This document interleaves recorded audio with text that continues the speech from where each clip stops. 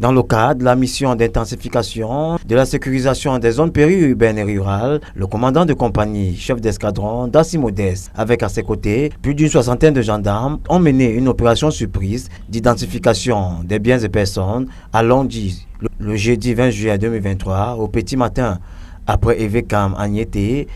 la gendarmerie a jeté cette fois-ci son dévolu à Longji, un village de pêcheurs cosmopolites situé à quelques minutes de la cité balnéaire. Les forces du maintien de l'ordre s'y déploient pour des patrouilles spéciales de fouilles. Aussi, le réveil n'a pas été facile pour les habitants Longji plage, dans la mesure où, dès 5 h du matin, les hommes au béret rouge ont sillonné les coins et recoins afin d'identifier les hommes et les femmes qui y vivent. Au final, plusieurs personnes ont été interpellées pour non-présentation de la CNI, tout comme les motos sans papier ont été saisies par le nouveau cocon du département de l'Océan et ces éléments qui ne comptent ménager aucun effort pour mettre hors d'état de nuit les hommes sans foi ni loi dissimulés ici et là. Nous avons donc décidé de venir jusqu'ici pour assainir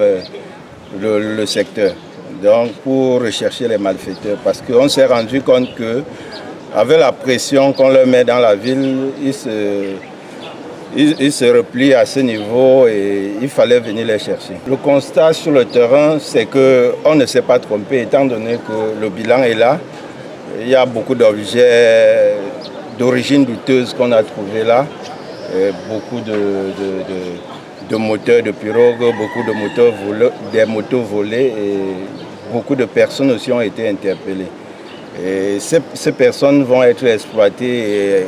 certaines vont être libérées et d'autres seront présentées chez le procureur de la République. Rappelons que ces missions de bouclage et d'identification des biens et personnes dans la zone rurale et périurbaine par la gendarmerie qui porte déjà les fruits s'inscrit en droite ligne avec les recommandations du secrétaire d'État à la Défense après une longue série d'agressions, meurtres, vols enregistrés